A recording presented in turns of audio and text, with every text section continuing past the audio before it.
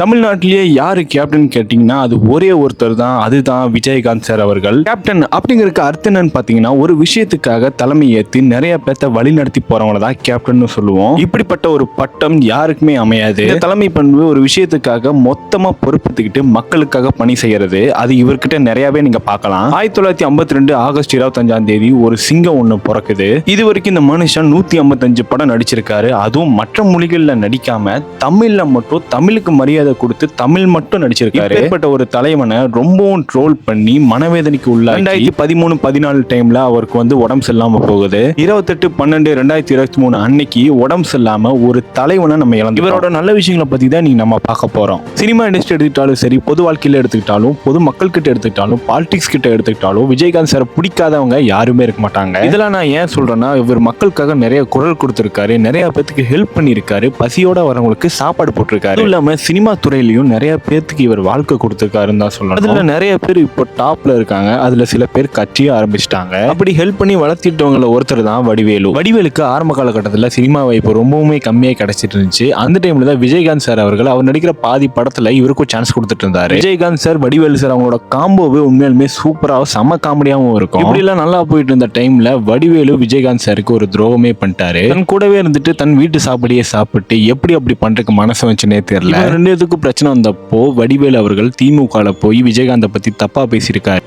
கல்யாண மண்டபத்தில் 2 தூண் வந்துருச்சாமியா இடையில. அதுக்கு ஒரு கட்சி ஆரம்பிச்சு நான் அடுத்த மூலம் சொல்லிட்டு வாழ்ந்துக்கிட்டேன். என் நேரம் ஃபுல்லா தண்ணியை போட்டுச்சு. மூதவின் தண்ணி போடுது. முதலமைச்சர் ஒரு நான் கேட்கிறேன், முதலமைச்சருங்கிற சீட்டு என்ன மியூசிக்கல் சேராது பேசியிருக்காரு. நடிகர் வடிவேலு அவர்கள் உங்களை பத்தி தப்பா பேசுறாருன்னு போய் விஜயகாந்த் சார் கிட்ட சொல்லியிருக்காங்க போல. அப்போ அவர் சொன்ன அந்த வார்த்தை, இந்த கையை உங்க கால நினைச்சு முதல்ல உங்களை எல்லாம் நான் கும்பிடுகிறேன். ஒரு சாதாரண கட்சி இந்த கட்சி விஜயகாந்த் கட்சின்னு தினந்தோறும் வாரம் திட்டமிட்டுக்கிட்டே இருக்காங்க. நான் அதை பத்தி எல்லாம் கவலைப்படல. இது சாதாரண கட்சி இல்லடா. இங்க பாருங்கடா, எத்தனை தாய்மார்கள் வந்திருக்காங்க, எத்தனை சகோதர சகோதரிகள் வந்திருக்காங்க அப்படிங்கறத திரும்பி பாருங்க. உங்களாலே ஒரு பேரணி நடத்த முடியாது. இங்க பாரு, இங்க இருக்கிற கூட்டம் என்ன காசுக்கு வந்த கூட்டமா? பேசினா பேசிட்டு போட்டோம், அப்படியாச்சும் அவன் நல்லா இருக்கானேன்னு தான் சொல்லியிருக்காரு. இந்த மனசு யாருக்கு தான் வரும்? அதுவும் இல்லாம தமிழ் இண்டஸ்ட்ரியில வடிவேலு அவர்கள் பிரேக் எடுத்தப்போ விஜயகாந்த் சார் அவர்கள் ஏன் அவன் நடிக்க மாட்டான், அவன் நடிக்க சொல்லு, அவன் பிறவி கலைஞன்லாம் சொல்லியிருக்காரு.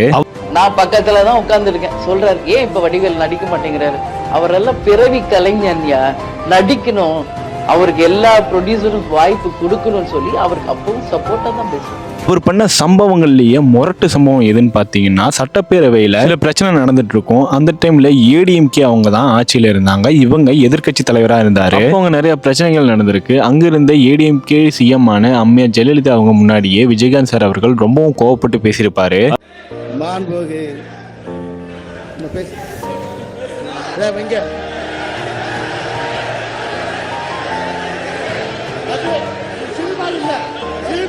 அதே மாதிரி டிஎம்கேவை எதிர்த்து நிறையவே பேசியிருக்காரு. இவர் கட்சி ஆரம்பிச்ச டைம்ல இருந்து அதுக்கப்புறம் எதிர்கட்சி தலைவர் ஆனதுக்கு அப்புறம் அதுக்காக நிறைய நல்லது பண்ணியிருக்காரு. எப்பவுமே நீங்க அவர் ஆபீஸுக்கு போனீங்கன்னா கண்டிப்பா வயிறு நிறைய சாப்பிட்டு வரலாம். என்னதான் இப்ப திராவிடம் அது இதுன்னு சொல்லி நம்மளை ஏமாத்திட்டு இருந்தாங்க. இவர் முன் வச்ச அந்த திராவிட கொள்கை எல்லாம் உண்மையாலுமே நல்ல ஒரு வளர்ச்சிக்கான திட்டங்களா இருந்துச்சு. அதுக்கப்புறம் அவருக்கு உடல்நிலை குறைவால நிறைய பிரச்சனைகள் வந்துச்சு. பிரசன்ட் மீடியா, சோசியல் மீடியா எல்லாத்துலயுமே இவர் ட்ரோல் மெட்டீரியலா ஆக ஆரம்பிச்சிட்டாரு. பிரசன்ட் மீடியா இவரை ரொம்பவுமே ட்ரோல் பண்ணிட்டு இருந்தாங்க. அவரை கிண்டல் அடிச்சு கெட்டவன்னே ஒரு பேர் முத்திர குத்திட்டாங்க. எந்த அளவுக்கு பிரசன்ட் மீடியா, சோசியல் மீடியா இவரை கேவலப்படுத்தினாங்களோ அதே எச்சையான பிரசன்ட் மீடியா, சோசியல் மீடியா இப்போ இவரை நல்லவர்னு சொல்லிட்டு இருக்காங்க.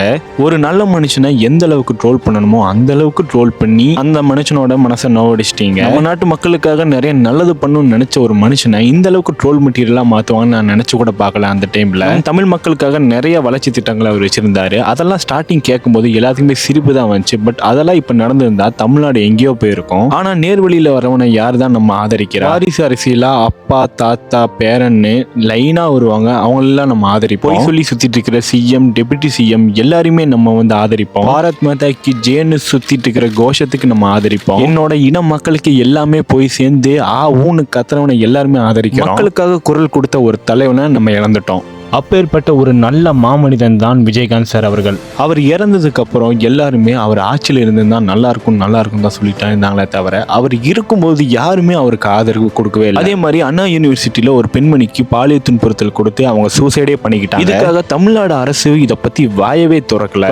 இதே விஷயம் விஜயகாந்த் சார் இருக்கும்போது இது நடந்திருந்தா உண்மையாலுமே இது நடக்கிறதே வேற. இந்த மாதிரி நடக்கக்கூடிய குற்றங்களுக்கு விஜயகாந்த் சார் அவர்கள் படங்கள்லயும் சரி அரசியல் வாழ்க்கையிலயும் சரி இதை பத்தி அவர் சொல்லியிருக்காரு. ஒரு பெண்மணிக்கு பாலியல் தொல்லை கொடுத்தா அவனை என்ன பண்ணணும்னு அவர் நிறைய படங்கள்லயும் சொல்லியிருக்காரு. அது என்னன்னா ஒண்ணு அவனை சாவடிச்சணும், இல்லைன்னா எங்க வெட்டணுமோ அங்க வெட்டணும். இதெல்லாம் சினிமாக்கு தான் ஒத்து வரும்னு தான் எல்லா மக்களும் போயிட்டு இருப்பாங்க. பட் இருந்தாலும் துபாயிலையும் சவுதி அரேபியாலாம் இந்த ஒரு விஷயத்தை தான் அவங்க வந்து ஃபாலோ பண்ணிட்டு வந்துட்டு இருக்காங்க. ஆனா இப்ப இருக்கிற கவர்மெண்ட் பாத்தீங்கன்னா ஆளுக்கு ஒரு 1000 ரூபாய் கொடுத்தா எல்லாருமே ஆஃப் ஆயிருவாங்கன்னு ஒரு நம்பிக்கையில அமைதியா இருக்காங்க. இதனால என்னடா சொல்ல வர அப்படின்னு பாத்தீங்கன்னா விஜயகாந்த் சார் அப்படி இருந்திருந்தா இதெல்லாம் கண்டிப்பா நடக்க விட்டுருக்க மாட்டாரு. இதுக்கான குற்றங்களும் இதுக்கான தண்டனையும் கண்டிப்பா கிடைச்சிருக்கும் தான் நான் நினைக்கிறேன். அவர் எதிர்கட்சியா இருக்கும் போதே எல்லா கட்சியுமே பொழந்து கட்டினவரு. அவரை பார்த்து பயப்படாத கட்சிக்காரங்களே கிடையாது. அதே மாதிரி நல்லது பண்ற ஒரு மனுஷனை இவரை போல நீங்க யாரையுமே பார்த்து இருக்க முடியாது. எந்த அளவுக்கு நல்லவங்களை நல்லா பார்த்து பாரோ அந்த அளவுக்கு கெட்டவங்களுக்கு ஒரு சரியான வில்லன் தான் சொல்லணும். இவருக்கு கோபம் மட்டும் வந்துச்சுன்னா யாருமே அங்க நிக்கவே முடியாது. அந்த அளவுக்கு எல்லாருமே பயப்பட்டுருவாங்க. ஏதாவது ஒரு தப்பு ஒண்ணு பண்ணிட்டான்னா அவன் கண்டிப்பா அந்த அன்னைக்கே செத்தான். அவருக்கு அவர் படத்துல மட்டும் ஆக்ஷன் ஹீரோ கிடையாது, நிஜ லைஃப்லயே அவர் ஒரு ஆக்ஷன் ஹீரோ. எந்த இடத்துல எங்க தப்பு நடந்தாலும் முதல் ஆளா வர்றது விஜயகாந்த் சார் அவர்கள் தான்.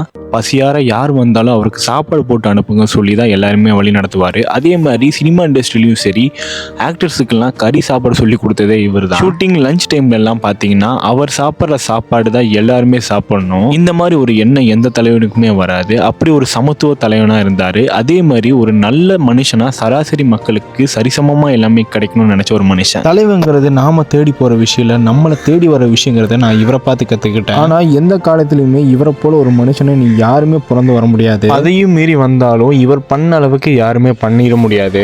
மக்களுக்காக குரல் கொடுத்த மனுஷங்கள்ல இவரு ஒருத்தர், உதவி செஞ்சவர்ல இவர் முக்கியமான ஒருத்தர். இப்படி ஒரு நல்ல மனுஷன் ஒரு நல்ல தலைவன் இறந்து இன்னையோட 1 வருஷம் ஆகுது. இவரோட ஆத்மா சாந்தி அடையணும்னு நம்ம சேனல் சார்பா வேண்டிக்கிறோம். அடுத்தடுத்து இதே மாதிரி வீடியோ வந்துகிட்டே இருக்கும். அதே மாதிரி நம்ம சேனலை ஷேர் பண்ணுங்க, சப்போர்ட் பண்ணுங்க, சப்ஸ்கிரைப் பண்ணுங்க. இந்த விஜயகாந்த் வாழ்ந்தான், இருந்தான், வாழ்ந்து கொண்டே இருப்பான். இந்த மக்களுக்காக தான் இருக்கணும் தான் நான்